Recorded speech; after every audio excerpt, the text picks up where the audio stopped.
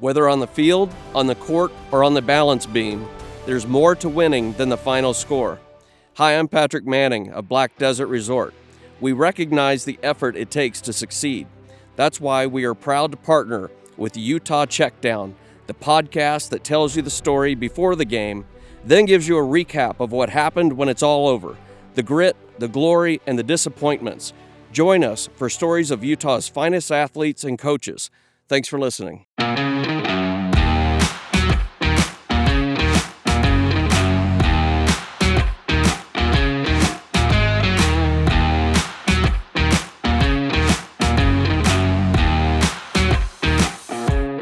You're listening to the Utah Checkdown Podcast. And now your host, Josh Furlong.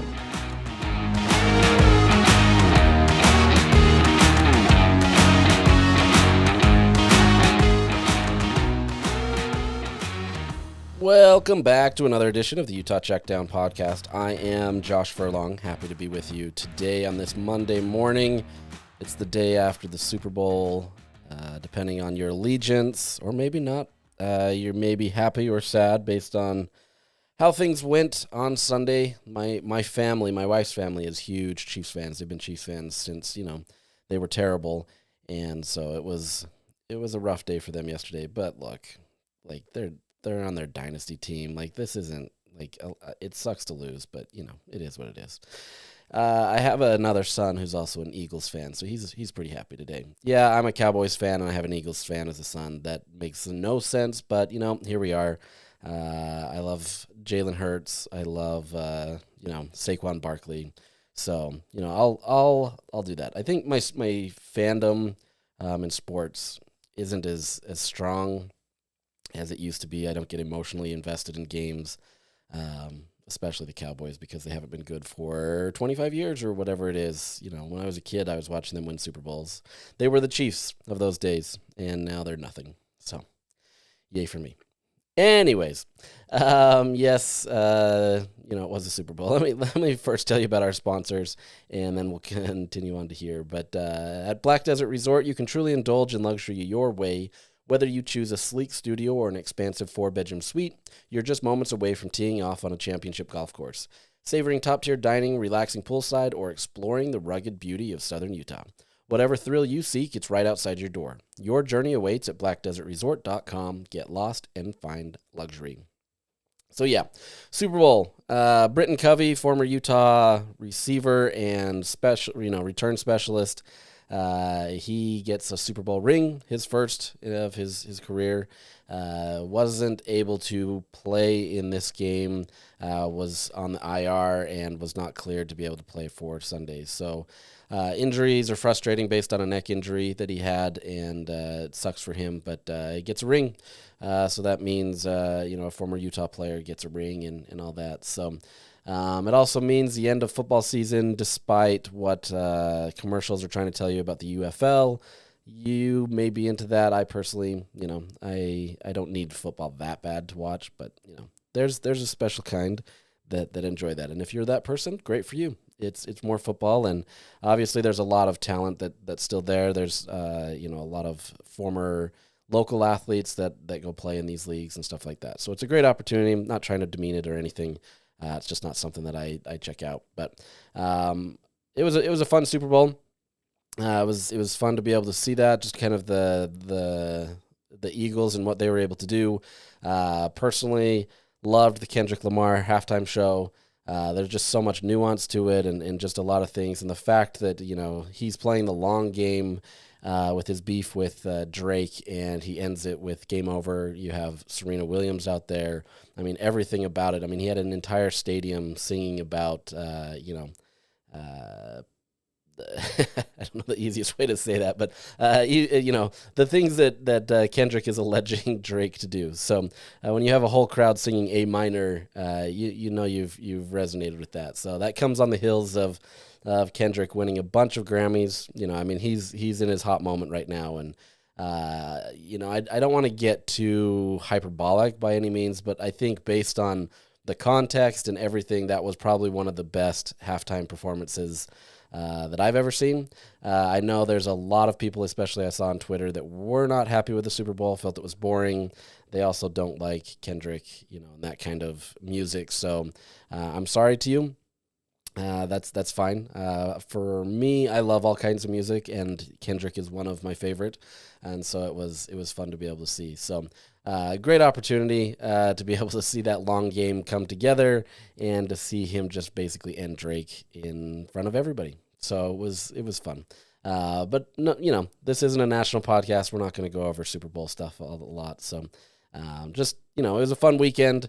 I hope you had fun, spend time with family or friends or whatever you did, or just sat by your lonesome. That's great. I hope you had a fun weekend. I feel like this is, obviously the one weekend of the year where really everyone comes together and tries to have a party, even if you've never really watched football or anything like that.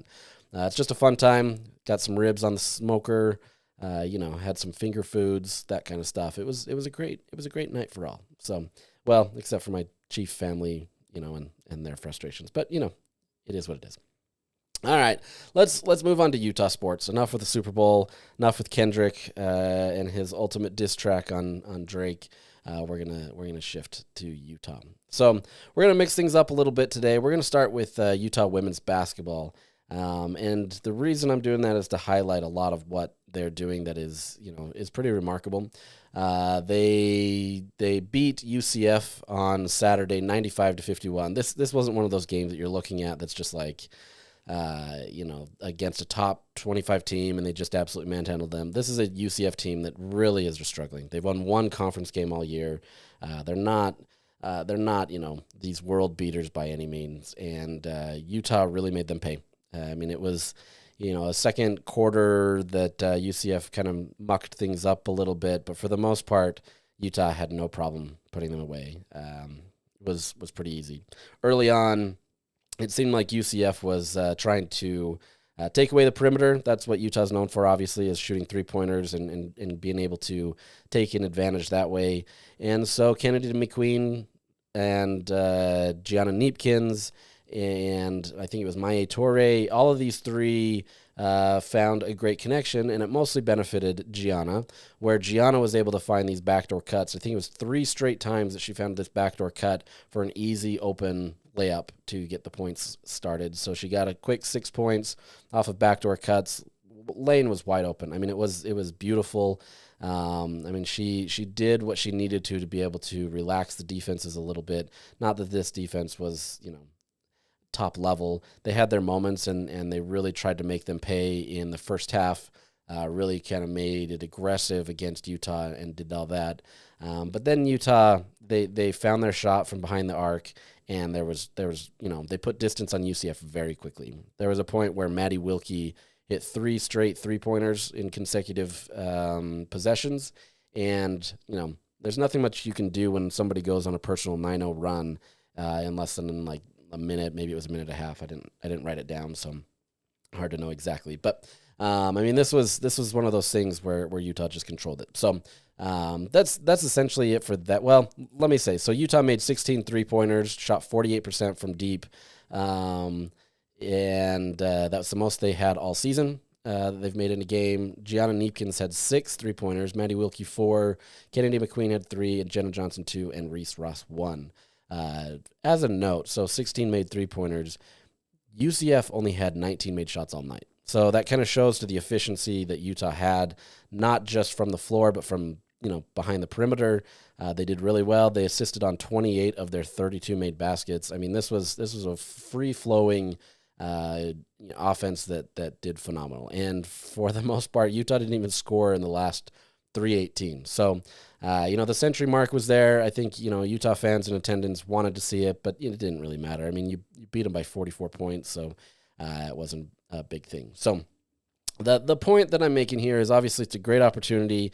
Gianna Kneepkens finished with a career-tying 32 points. As I said, she made 6 3-pointers on 10 of 11 shooting. Incredible performance by her. 6 of 7 from deep. That was her only miss, was another 3-pointer. She was perfect from the free throw line at 6 of 6. She did everything that she needed to in that game.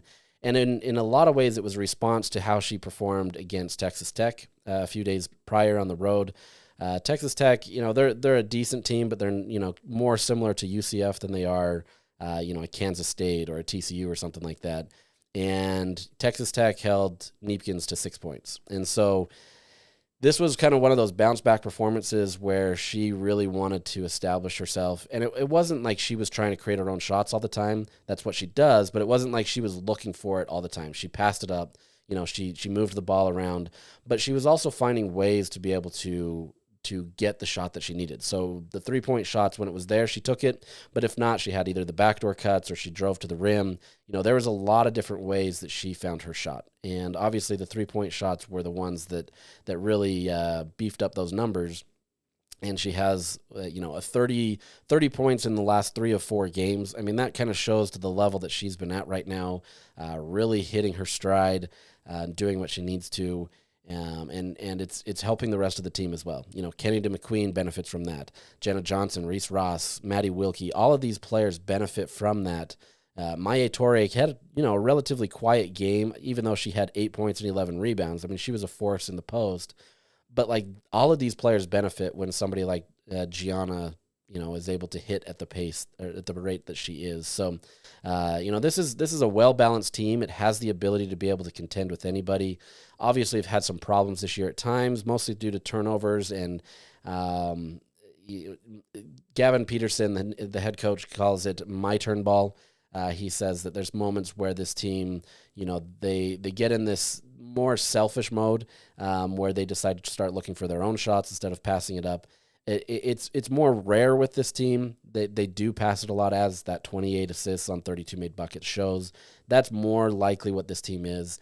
But there are those moments, right? And when they get into those my turn plays or these turnovers, and sometimes they spiral, that's where Utah really kind of struggles. And against teams that we saw earlier in the season, like a Kansas State, those early turnovers just absolutely were the difference in a game against a top-tier team. So, against a team like UCF, not bad. They did end up with 17 turnovers, which is not great. You want to be able to cut that number in half at least, get into the single digits to be able to compete.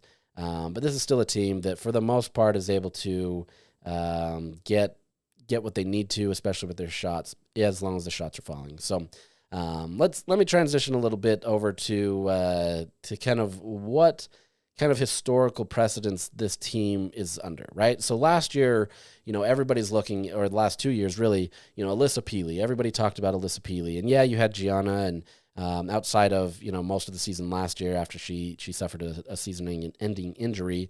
But you had, this force in the post. And so there was a lot of talk about kind of what she did, right? And I think there was a lot of praise for this team in being able to recognize kind of what she did. And then when she left to the WNBA, there was this just kind of subconscious feeling that Utah was going to take a step back. And to some extent they did, right? I mean, you lose this massive force that's playing in the WNBA, you're going to feel some effects of that. And so, I think that was what the natural tendency was, to not leave Utah in the top 25. Utah gets into the top 25 for about a week and then loses to Kansas State, has another game that they dropped that they had no business really losing, and suddenly you're outside again. Earlier today, they were back in receiving votes, and so they're just outside. I think they were like 28 if you were to expand it. But this is a team that, they have the ability to be able to compete. And they can still compete at that high level without an Alyssa Peely, right? And I think it's a little bit more balanced, whereas last year, and it's hard to say because Gianna Kneepkens wasn't there for much of the season. I think it would have changed a little bit with her being able to create her own shot. You had to turn to Kennedy McQueen to be able to kind of be that shot maker, and she can, but she had, that wasn't her role to always be, to create her own shot and kind of get the offense flowing. It was much more around Gianna, and then she became an asset to that, to be able to be somebody that as you kind of focus on Gianna, then you can kick it out to Kennedy and she can hit her threes. Obviously a high efficiency shooter. We'll say that 4 times fast, but she was able to do it. But I think now that you've got them pairing up together and mixing that up, you've also got your your post play in Maya Torre and Jenna Johnson, you can provide some physicality down there. You can be able to get your shots down there. Reese Ross, she has that ability to be in there as well. She came off the bench in this last game for 10 points and 8 rebounds. So, she comes off the bench and still almost gets a double-double. Shows kind of the level that Utah has there, the depth that they have. But obviously this team relies heavily on their shooting. So let's look at this. Over the weekend, I decided to look at this exclusive club that college basketball players, you can be the pros as well, but I'm looking at this from a college basketball standpoint. This exclusive club of the 50-40-90 club. And what that is it's 50, shooting 50% field goals or higher, 40% 3-point percentage, and a 90% free throw percentage. Tough numbers, right? Some of these players in the country can easily get 50-40, but that 90 number at free throws doesn't always help. There's always like two of the three that players can get, but to be able to get all of those numbers above 50-40-90 is a very, very tough thing to do. As I did the research, since 2000, that's as far as back as I decided to go. I could have gone further, but 2000 seemed like a good number. That's 25 years.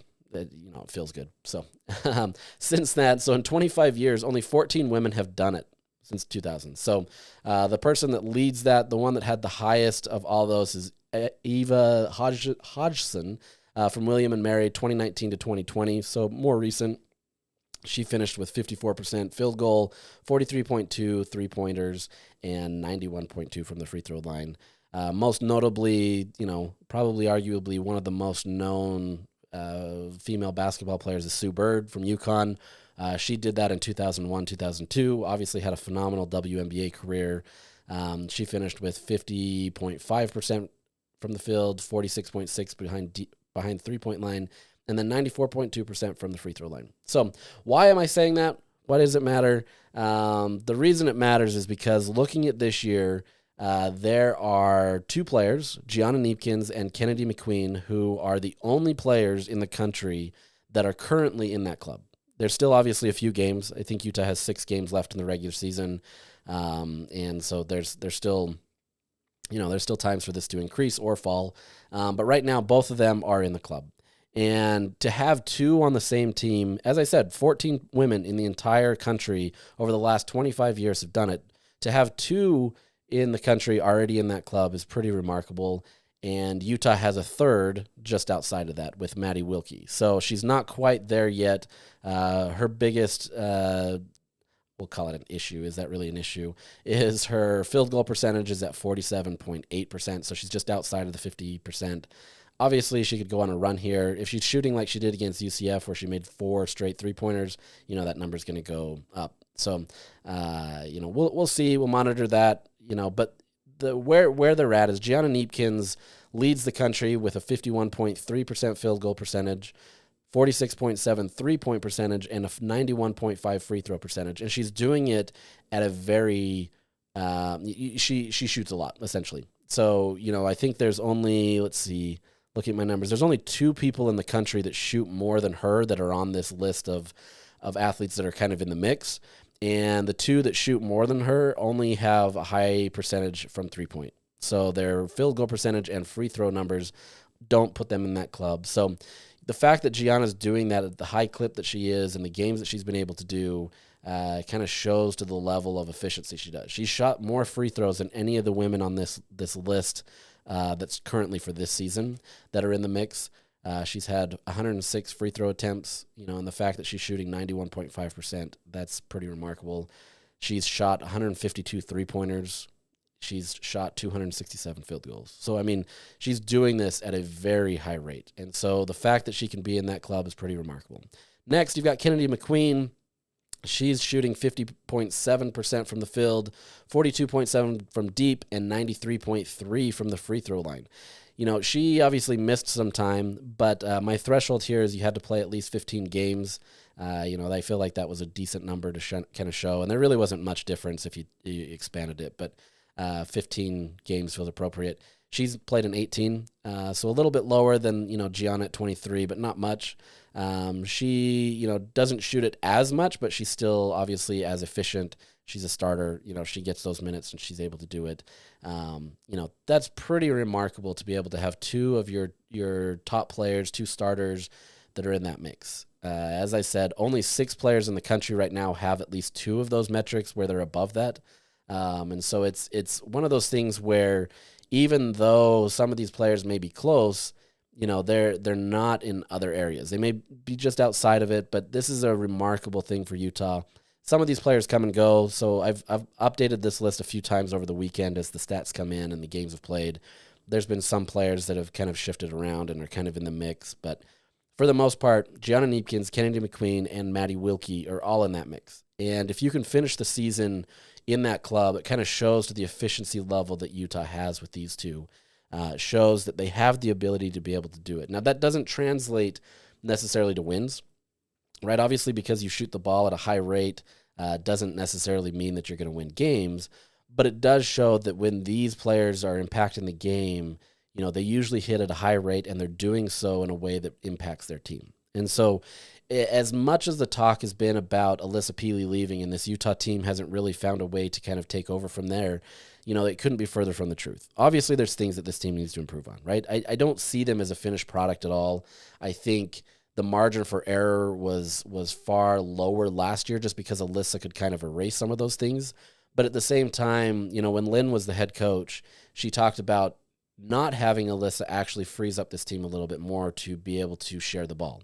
With Alyssa, you were going to demand respect because you had to give it to her, and she was going to be able to take it to the post and to the rim and to be able to do what she needed to. Yeah, she could spread it out and she could hit at the three-point line, but at the same time, it really kind of became an inside game only with an occasional kick out, right?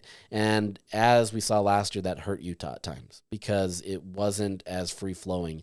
Granted, Utah didn't have some shot makers like a Gianna Kneepkens on the floor to be able to do that. Yeah, you had Kennedy and you had Maddie and you had some other players able to step up a bit, but you do need that star player. And, Gianna Kneepkens is just one of the rare breeds that can create her own shot, that can do a lot of things that just take over games. And so this is a team, like I said, the margin for error is probably larger, but at the same time, you're getting a team that when they're hitting and when they're playing together as a team, it's pretty remarkable. And the fact that you have 2 players in that exclusive club is even more impressive. If you could get Maddie Wilkie in there, I mean, that goes down in history as honestly one of the best performing teams of all time. So, maybe that's hyperbolic. I don't know. We got to look at that. But the fact that you can have that efficiency is pretty impressive. Sure, you've got to win on the court, and that's what people are going to remember you for. You're not going to look back and say, like, oh, man, Utah got out of the first round of the playoff or the NCAA tournament, but, man, they were an efficient shooting team. Like, yeah, nobody cares about that, right? Like, you want to win games. That's what people care about. So with that kind of transition, let's look at kind of their tournament hopes, kind of what they're hoping to do. Right now, and the latest bracketology, which usually gets released on a Tuesday, so I don't have that one yet. So this is going off of last one. I don't imagine it changes much either yet, but the latest one has them as a 7 seed playing in Los Angeles. They would be paired up with a USC, which is number 2 seed in this. Obviously, that would be a very tough game. USC has some phenomenal talent. Utah knows what that talent is like after having to play them last year, so this would be an interesting draw. If you're Utah, you obviously hope that they can improve their seed. I don't imagine a world barring, and there's last 6 games, and I'll get to those in a sec, barring you beating teams that are ranked and being able to do things that way. I think Utah's kind of in the mix between a 5 to 7 seed. But like I said, things could change where they improve that drastically. I just don't see it at this point in the season. But if you can get above that 7 seed, that's a great opportunity for you. That makes it a little bit easier. You're not being paired up with a team like a USC or something like that. It doesn't mean that the draw is going to be easier, but it's just, USC would be a tough draw. So, that's still a ways out. Utah still has 6 games left in the regular season. Their schedule as of right now is against Colorado on Wednesday. That's a team that's kind of in the mix, just outside of where Utah is in the standings. So looking at the standings real quick before I finish the schedule, Utah is technically tied for second in the Big 12, but there's a lot of nuance there.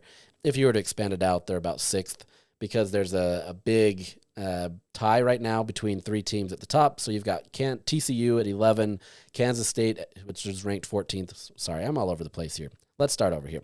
Standings. 11th ranked TCU, 14th ranked Kansas State, and 25th ranked Baylor are all tied atop the conference with a 10-2 record. There was some crazy stuff this weekend where Kansas State lost, TCU lost, Oklahoma State won, those kinds of things. And so it provided a little bit more, more of a road for other teams to be able to get to the top of the conference going into the Big 12 tournament. So you got those three at the top. Right in the mix with Utah. So Utah's 9-3 on the season. So they're a game behind those three top teams. They're in the mix with number 18 West Virginia, number 20 Oklahoma State, and then Utah's obviously receiving votes. So you've got 6 teams right there that are essentially ranked. I'm not going to count Utah's ranked, but they're receiving votes. So we'll kind of put that in that kind of category. Those are the 6 top teams in the country. And, I don't think there's much of an argument there and being able to Big 12. It's a Monday. We're gonna go with that. Iowa State is 8-5, so they're just outside looking in, and then Colorado is 7-5. So those are kind of your teams, top 8 teams that are competing in the Big 12. And so we'll see how that goes. The Big 12 tournament, you get the top 4 teams will get 2-round byes, so you don't have to play the first 2 days. Obviously, that would be very beneficial for Utah. But as you've seen sometimes in these tournaments, that being able to play, kind of get that momentum early helps you. It just depends. So we'll see there. Right now, as it stands, if Utah were to stay at 6th, just assuming that they are the worst of those 6 teams, just based on them not being ranked and the other 5 being ranked. I'm not going to go through the tiebreakers like I've done in football before, especially since there's so many games left. Assuming that they're 6th, they would get a first-round bye, but they'd have to play the second day. And they would have to play either the winner of the 11th seed or the 14th seed.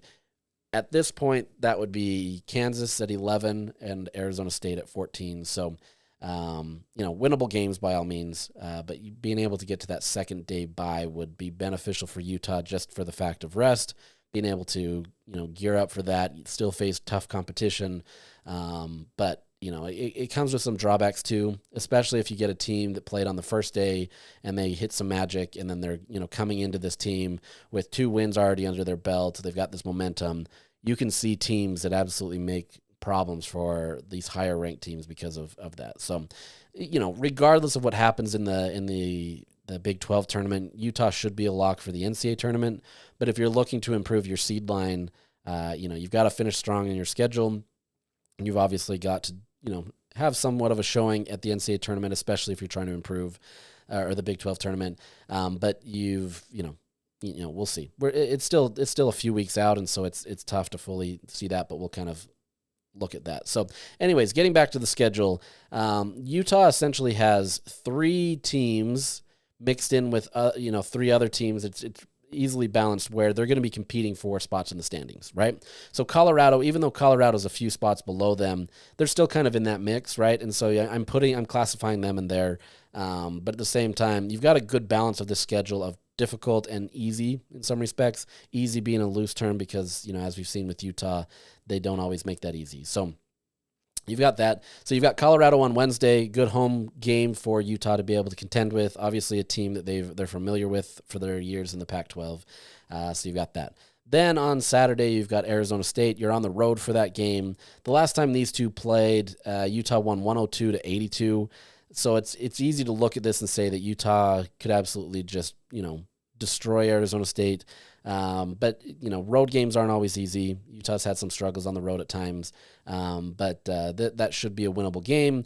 And then you come back home for a very tough challenge with Oklahoma State. I'd argue that Oklahoma State is probably the hottest team in the Big 12 right now. The way that they're playing, they're just on a good run that is allowing them to be able to, pick off these wins against top teams.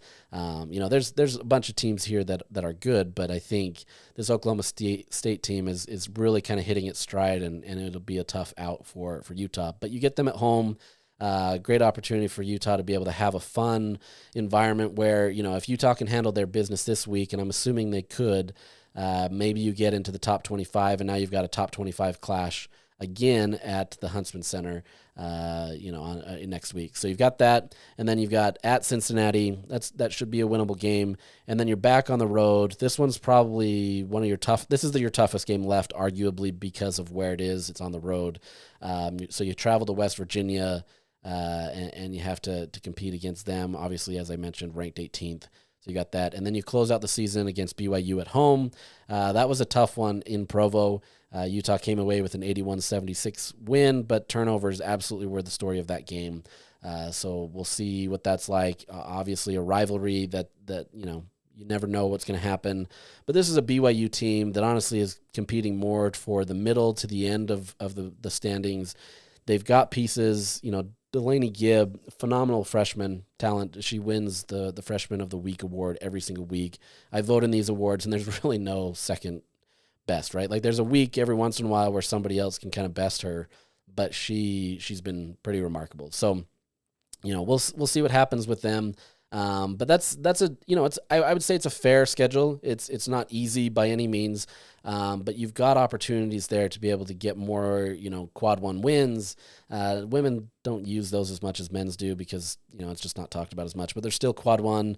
You've got other wins where you can kind of show that you can still beat up on lower opponents, improve your seed line, maybe get up to a 5 seed in the NCAA tournament, whatever that may be. More importantly, it's improving your seed line in the Big 12 tournament standings. So curious to see where that goes. Obviously, a lot of games left for all of these teams. Utah's 6th right now based on how that's all shaken out, but you could finish 1st, you could finish 10th. It really just depends on how Utah manages this last stretch. So interesting to look at, but I would encourage you, if you haven't gone to a women's basketball game, Wednesday's a great opportunity to get a competitive game. Tickets are much cheaper. Well, they're generally about the same as the men's, but you can sit anywhere you want. This is a good team that if you're looking for some fun basketball as you head into March, and this is kind of gearing you up for that, and the men's team isn't really helping you. The women's team, by all means, is there. So, you can be frustrated with the run on Utes, and I understand it, but this women's team is absolutely worth your time. So check them out. Let's move on to the Red Rocks. We're going all women today. Red Rocks come away with a win over the weekend against Arizona. Arizona is much improved, by the way, in the Pac-12. They weren't in the top most of the years, and they were still kind of in that secondary mix, but they've definitely improved. They're still not where they want to be, but you're seeing improvement from a team that, can take it seriously, and honestly is probably the best competition that Utah's going to face in the Big 12 this year. There's just not a lot of competition in the Big 12 now that Oklahoma's not there, and so Utah's had to find, other games or meets, where they can get some of that competition. So, you had the Sprouts competition, the meet. You had Florida a couple weeks ago when they traveled to West Virginia.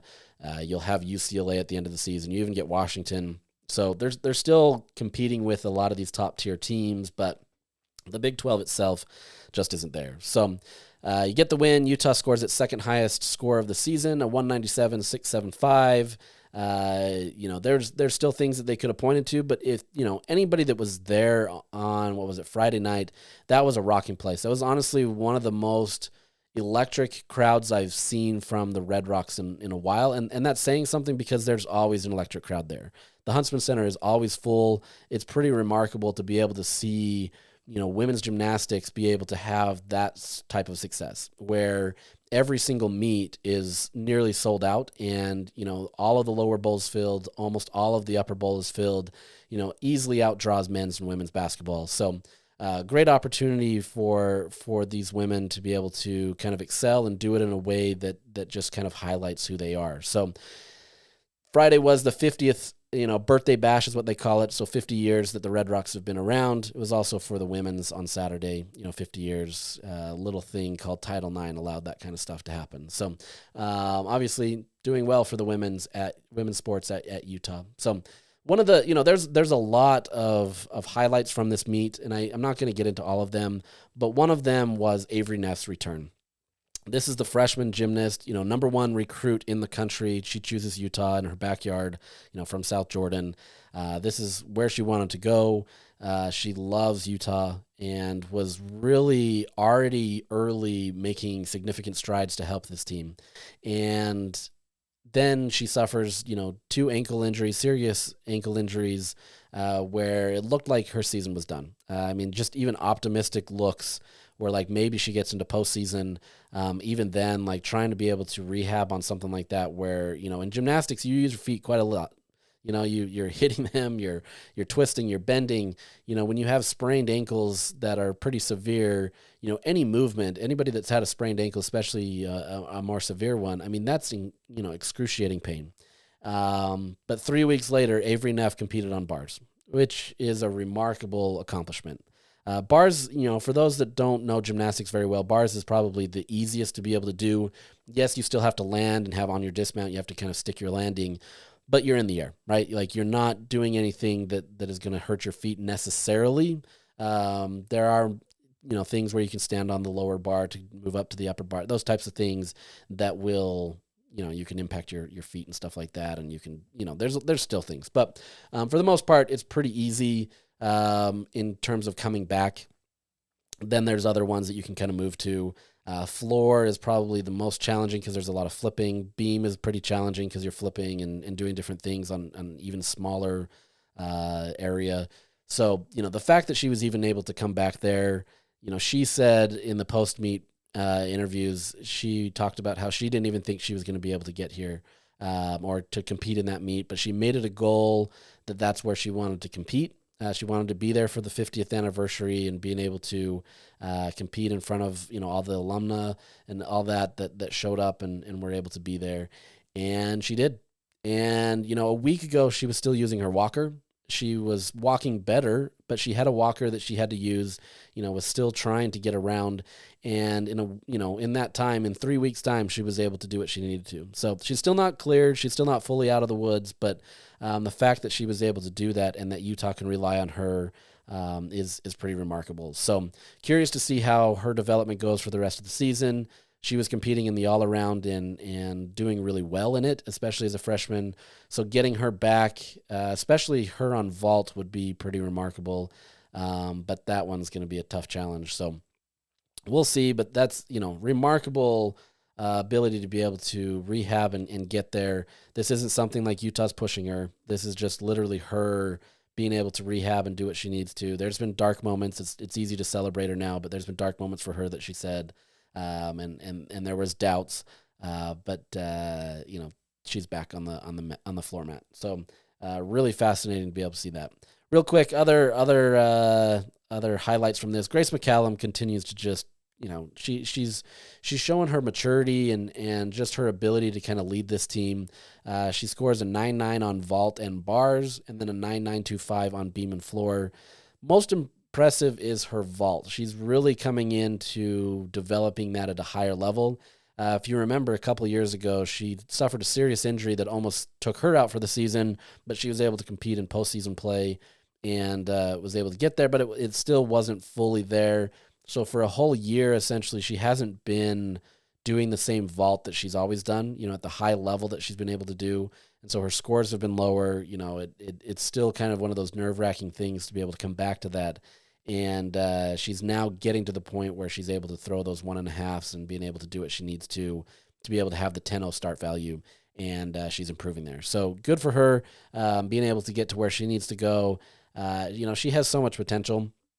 And I think because of her difficulty and so many tricks, it's easier for the judges to, take deductions. But that's just who she is. She's going to compete at a high level, and she wants to be able to put the best out there. And she's consistently scoring over 9.9s at least almost every single week. So she finishes with a 39.650 all-around score to win. But right behind her was McKenna Smith with a 39.625. McKenna had one event that she didn't score as well, but everything else was pretty remarkable. And most impressive was her vault. She's really honed in on being able to stick her vault. She's had 4 straight meets where it's been a perfect stick. This last one was arguably her best, and she scores a 9.975. Should have probably had a 10. if you slow it down and look at it, her feet were a tiny bit separated coming off of the table. And so I'm assuming that's what one of the judges gave her a 9.95 for. The other gave a 9 or a 10. But I mean, the fact that she's there kind of shows the level that they're at. McKenna, she's really taken that step forward, and she's really kind of coming into her own.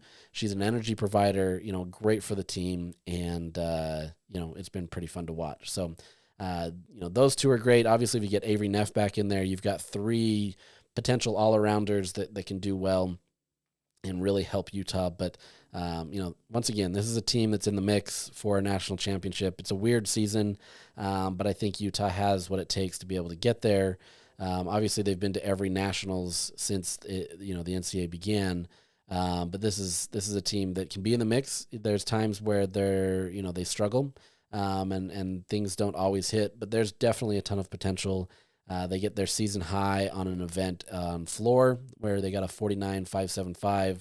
And so you're seeing this team kind of slowly peaking, right? Like they're slowly getting there, improving. And so we'll see kind of how that goes. Outside of that, another I wanted to highlight, and I'll just end with this one, Ella Zerbez. She's been dealing with some performance anxiety issues. Had a great freshman season, was trying to improve, but then these performance anxiety issues kind of have manifested themselves on floor. She's had moments where she hasn't been able to continue, and just everything kind of surrounds her, and it's been a tough challenge. But they've been working really hard, with psychologists and other things to be able to help her, and she's really embraced it. In the last few weeks, she's been able to get over that and compete. So pretty fun to be able to watch her, because when she's performing at her best, she really can be in the mix as one of the best athletes on this roster. So really curious to see how she goes. She's still young, sophomore, still a lot that she can do, but I mean, another talented gymnast for Utah that they're able to have in the wings that, she's going to be in the mix in a lot of these events. But she can only get better from here. So with that, we're going to end on the running Utes, and all I'm going to say on the running Utes is woof. Man, it's been rough. And, I've covered this team for a very long time, and there's moments where you feel like they put things together and they start turning the corner, and then it just kind of falls apart. And, I don't want to say it's all on Craig Smith, and I've said this on the podcast a lot. There's a lot of things behind the scenes that are making it very challenging for him to be able to do what he needs to do. But at the same time, there's some decision-making, I think, at this point where it becomes a challenge, right? Like, he's trying so hard to be able to find anybody that can be able to compete at a consistent level that it just kind of drags everything down. And, Utah was arguably in its easiest stretch of the schedule, games that they should have been able to win or at least be in the mix. And it just hasn't really been that way. And this is another season where Utah is going to miss out, obviously, on postseason play in terms of the NCAA tournament. At this rate, they're not going to get an NIT, and I don't think that would benefit them anyway at this point. But it's a real challenge for the running Utes, and there's just not a lot of optimism around this team. Fans are still coming out, they're still showing up and trying to support this team, but it's just not been consistent, and that's really where it comes down to. So I'm not going to get into all this. We've talked about this, right? Like, we can continue to just, commiserate and talk about how, the running Utes need to be back. Yeah, everybody understands it. And I don't think that there's one easy answer here. You can say, okay, we can let Craig Smith go and suddenly things are going to be better. But as I've mentioned, unless you're going to get an influx of cash and you're going to get some other things that are tied into this, more institutional support, this is where Utah's at. So they really have to hone in on who they want to be. Do they want to be a competitive basketball team? Do they want to compete in the Big 12? Or is this just going to be another one of those things where Utah just continues to say, we're going to be mediocre in basketball. We don't really care about that. We'll focus on football. We'll focus on women's basketball and gymnastics. We'll focus on many of these other sports. I personally think that's a mistake, especially since men's basketball is your second biggest money driver for the department. And with these schools going to have to pay more for athletes and taking more out of their budgets, you can't afford to not pay attention to your second biggest moneymaker. You can't just suck football dry and expect to be able to succeed. So really curious, really fascinated to see what Utah does with this moving forward. I think the writing's on the wall. Whether Craig is gone this year or next, barring him able to kind of have a quick turnaround, I don't think that there's a lot of, what I wanted to say, like a lot of internal hope that he's going to stay. And I think Craig's feeling that, which is unfortunate. Like I said, I'm not here to defend Craig by any means, but I don't think he's fully the problem. Knowing some of the things that I've heard and from talking to people, I don't think this is fully on Craig. So really interesting situation, but there's not much what you can do. So with that, we're going to wrap up this podcast. We'll keep it a little shorter today, 45 minutes, shorter than what it has been, a little extra. But, this is... Right now, if you're frustrated with the run on Utes, by all means, channel that energy and watch a lot of these women that are performing at a high level. Women's basketball is a lot of fun. As I mentioned, a lot of efficiency there. Red Rocks are always a party. If you've never been to a gymnastics meet, even if you don't understand it, I guarantee you'll have a fun time at a Red Rocks meet. So it's interesting, but we'll see how it goes. So that's it for today. If anything comes up this week, I'll do a second podcast, but for the most part, we'll do that until things kind of pick up. So appreciate you listening. Let me know if you have anything, and we'll talk to you later.